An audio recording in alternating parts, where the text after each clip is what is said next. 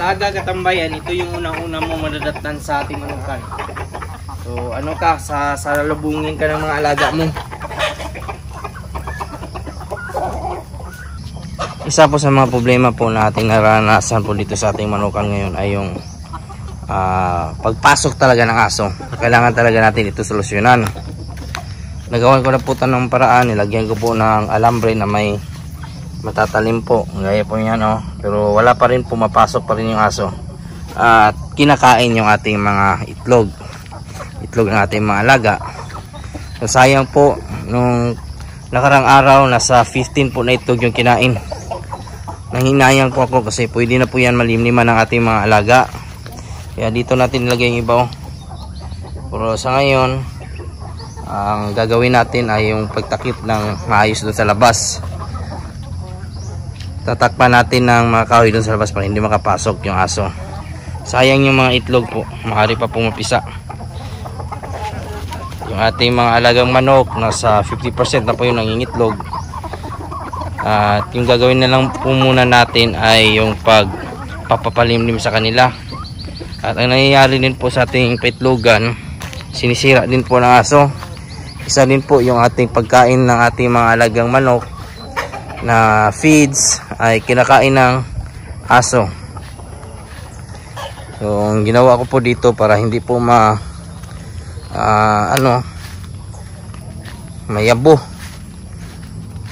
kumbaga yung matumba yung pagkainan, nilalagyan ko po ng bato. Yan kinain ng aso. Sayang yung itlog. Yung isa din sa problema yan sinira ng aso, tinanggal. Yung iba may nangitlog na din sa taas. Ayan, at least hindi yan maabot ng aso. At isa din po yung uwak. Yung ginagawa ng uwak, naghanap na ng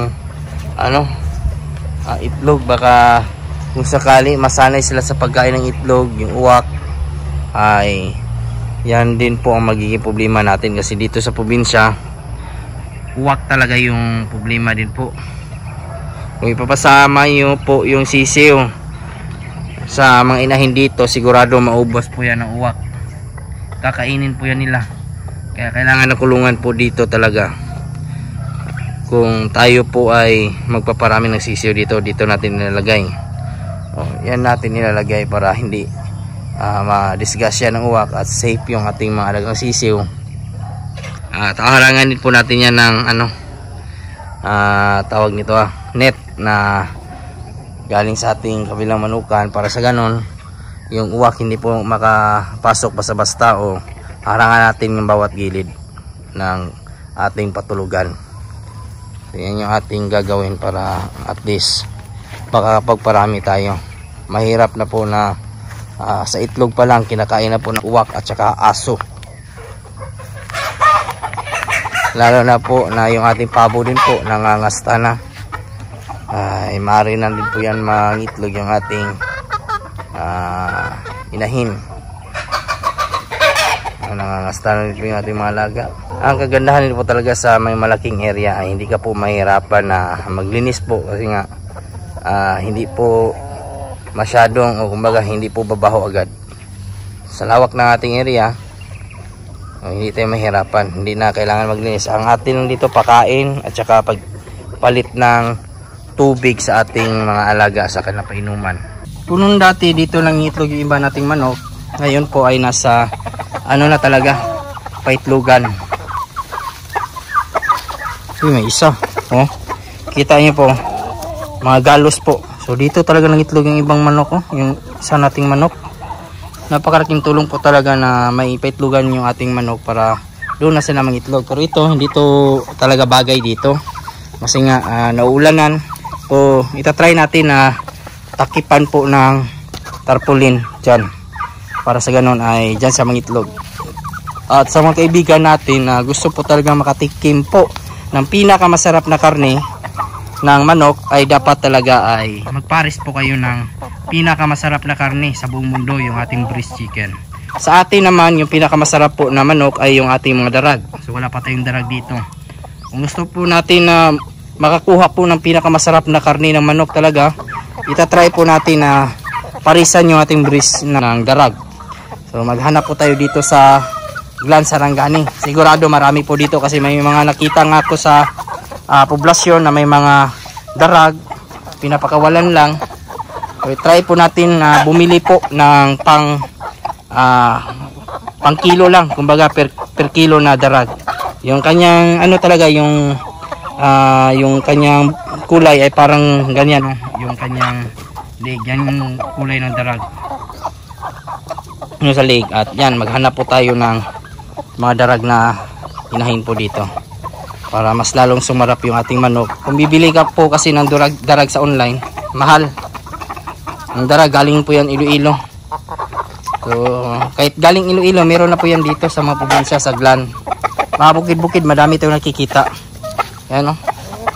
Tandang natin. So paparis tayo, maghanap po tayo. Tingnan pa po natin. Madaming laman na yung ating katambayan. Ating paitlogan na ginawa.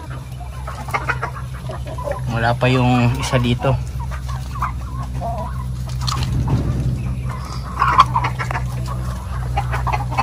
Dito nagdaga na rin. So good news po yun sa ating mga manok na pwedeng magdimlim. Yan, yung ating hulo, kinastahan ng breeze. Yan, sasarap po yan. Mag-iyak ka o may tape ka man doon, tipanin mo na ba?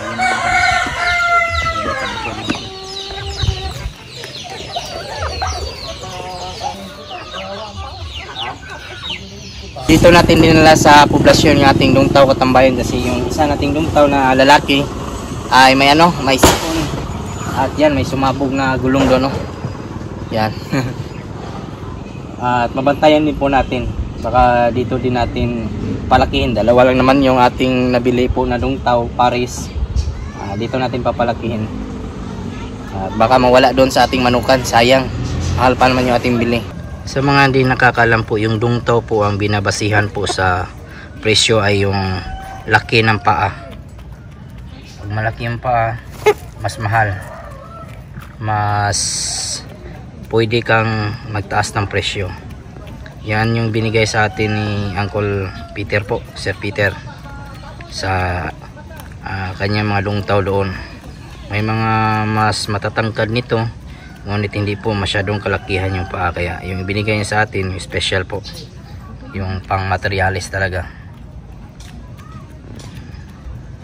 Bili po natin sa halagang 2,000. Pagkain naman ito, sabi nga ni Sir Peter ay malakas daw kumain. So hindi naman ka magsisisi kasi mabilis din pong lumaki. Pakain po natin ay Galimax 21. Yan na po yung mga ganapang araw, at salamat po sa mga bago po natin subscribers and viewers. Welcome po sa aking channel, at kung kayo na po ay napadaan ngayon, sana po ay consider nyo po na i-follow, i-like, subscribe. Napakalaking tulong po yan. Kung may mga katanungan naman po kayo, ilagay nyo lang po sa comment section at ating sasagutin. At huwag kalimutan i-click yung notification bell para sa mga susunod na videos. Bago muna natin magpaalam, shoutout muna natin yung ating mga kaibigan dyan na si Michael Daca from Ilocos Norte, Alvin Lubigan, Glenn B from Santa Rosa, Laguna, Bob Espirito from Concepcion, Tarlac, Gutor Channel, Franz Girapusco, Sir Vincent Castañaris from Glan Sarangani Province. At sa mga nanood po dyan ngayon, shoutout po sa inyo lahat. Sa mga hindi ko naman po na shoutout, isa-shoutout ko lang kayo sa susunod. Maraming salamat, God bless, at ingat po kayo palagi. Bye bye.